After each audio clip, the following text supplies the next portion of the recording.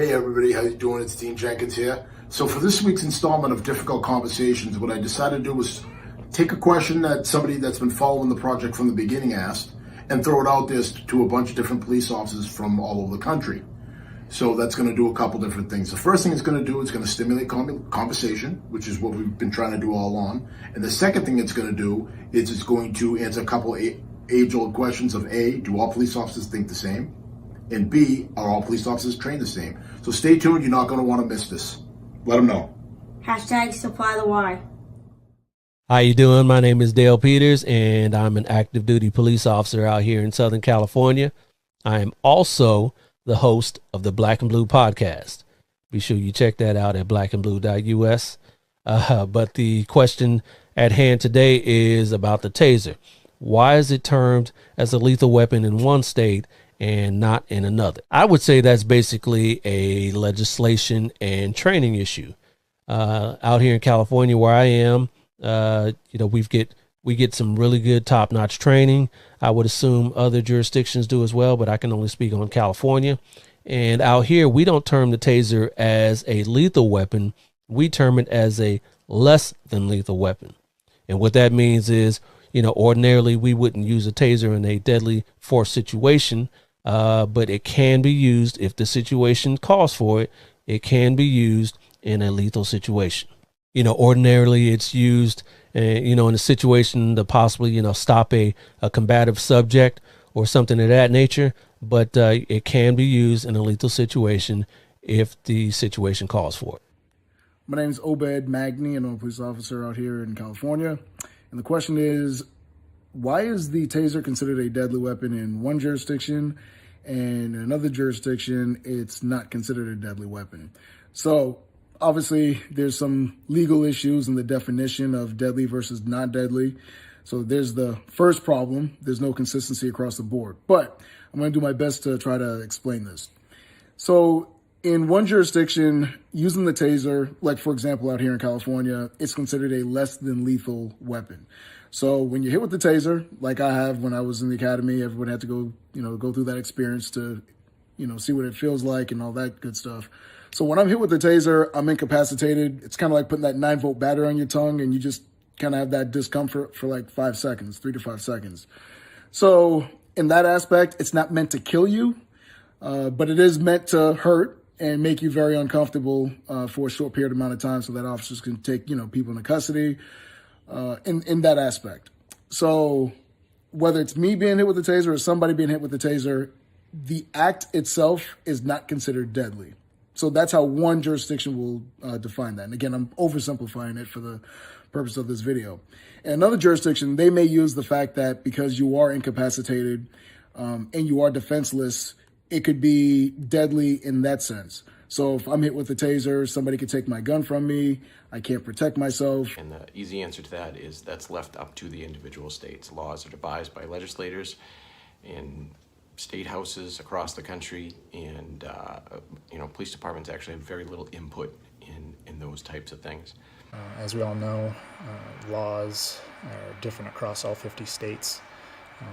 But with that said, I think there's quite a few objects that can be used in a deadly weapon, as a deadly weapon, that may not be the intended purpose. For example, a pen. A pen can be used as a deadly weapon if I jab it into your eye, and it could cause serious bodily harm or even death. The courts have already said that a taser is designed to inflict seriously bodily pain and should only be used in serious use of force incidents. With that said, officers are trained to use the taser. They've been through the training. They know where to aim it. They know to avoid the heart, to aim lower center mass. A taser in the wrong hands is absolutely a deadly weapon. Somebody doesn't know how to use it. Somebody who shoots the probes into the heart or continues to pull the trigger, they don't realize that they're continually tasing somebody, could absolutely be used in a deadly manner. To me, a taser itself is not a deadly weapon. It's what could happen to a person after they're tased that would make it a deadly weapon. So for instance, you're incapacitated by being tased as an officer, and then someone's able to get your firearm and shoot you with it. So that's why I think it could be a potentially deadly weapon, but by definition, it's a less lethal weapon. I honestly wasn't even aware that tasers were considered deadly weapons by definition in other states until the Rashad Brooks case recently in Atlanta. But when you think about that, when you think about what the capabilities of a taser can do, is even in our training, we're taught that in some instances, a taser can cause death or serious bodily injury, especially if someone has an underlying condition or a cardiac condition. So I think that there should be some standardization as to whether it's defined as a deadly weapon or not. One of the things I do believe, though, is that if an officer is faced with being tased in the course of their official duty, that that has to be looked at as a potential lethal threat to that officer. If the officer becomes incapacitated and he or she's weapon is taken from them and used against them, I think that's a potential. But I think that the states, each individual state needs to have some sort of a defined definition so that officers on the street have a clear understanding and clear guidance as to what their capabilities are for defending themselves or the general public should they are faced with the use of a taser against them or somebody else. Question 2, do you think there should be standard guidelines for deadly force? I absolutely do. I think that the standardization of policies and procedures and guidelines, especially through organizations such as CALEA, are crucial to organizational transparency to the public that they serve, and policing ourselves and holding ourselves accountable is crucial to that message that we want to send to the community. I think for deadly force, obviously guidelines should be standardized, but those of us in law enforcement know that each instance of deadly force has to be looked at on a case-by-case basis based on what actually transpired, based on the evidence in the case, and one of the factors is the officer's perceived threat at the time of the deadly force incident. But certainly standardized guidelines, I think, are crucial so that officers have a clear understanding as to what their capabilities are as they conduct their duties and if they are faced with some type of a deadly force situation. Do I think there should be standardized guidelines across the country? Absolutely.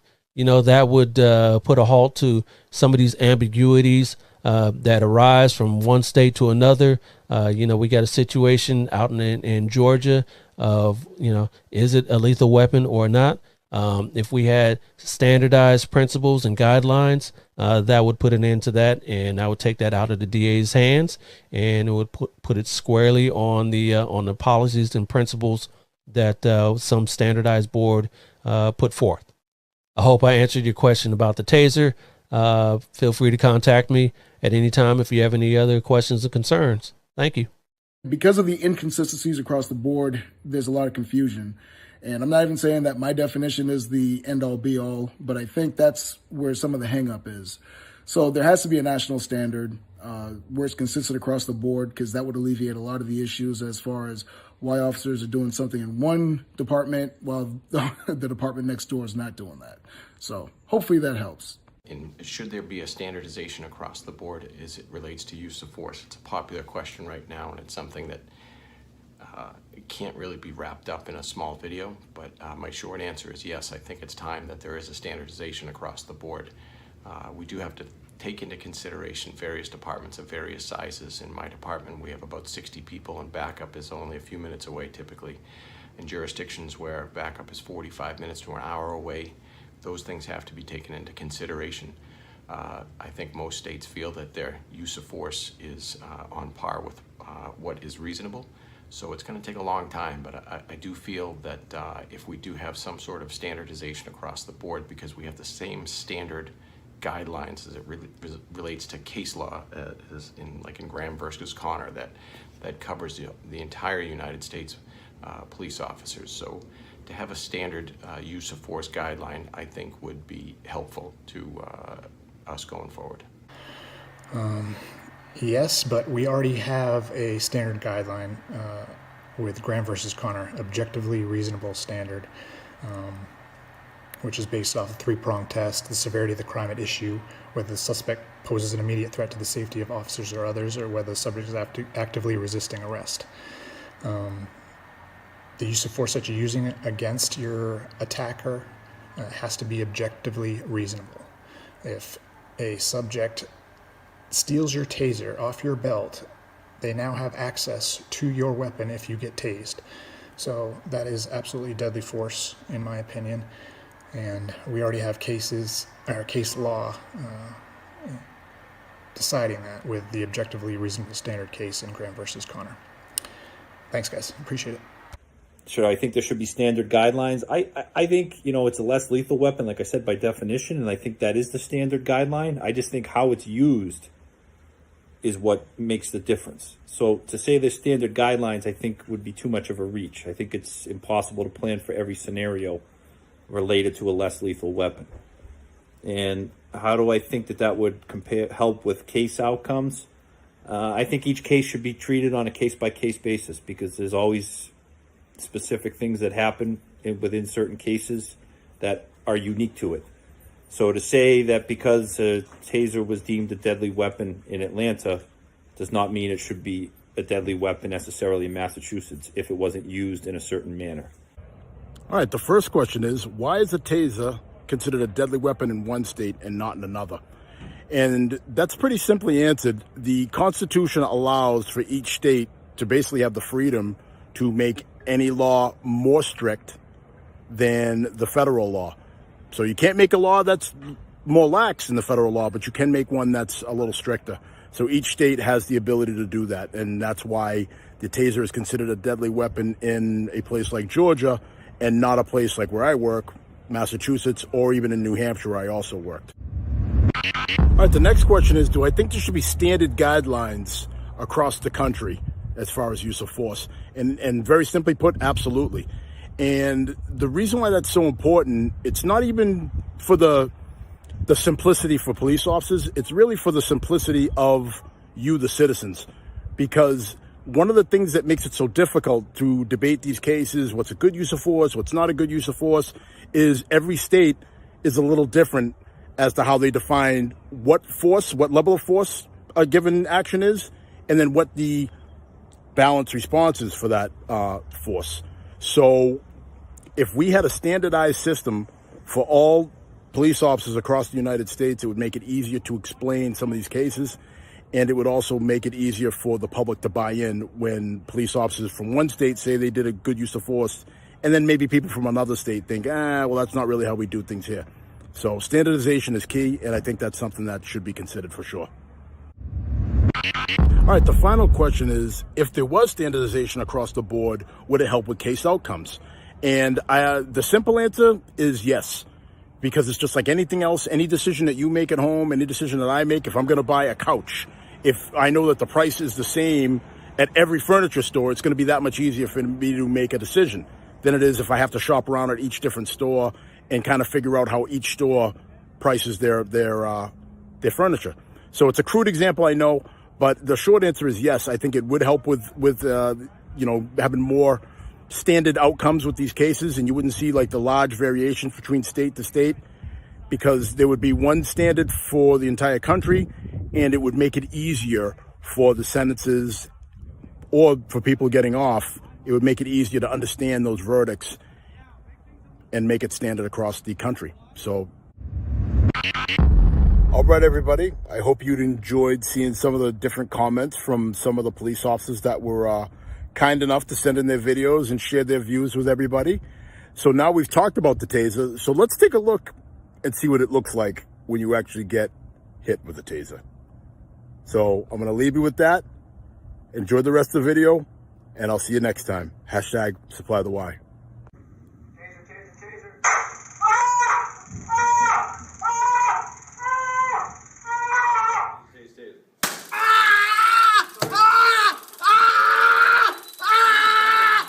Oh my God, Kelly Clarkson! Oh, that was like 8 hours. Holy shit! You're screaming. Sounds like No, I didn't. I screamed a little bit. I did. Great questions, Emil. Thanks for supporting me from the beginning. And please keep submitting these great questions. All right? Thanks.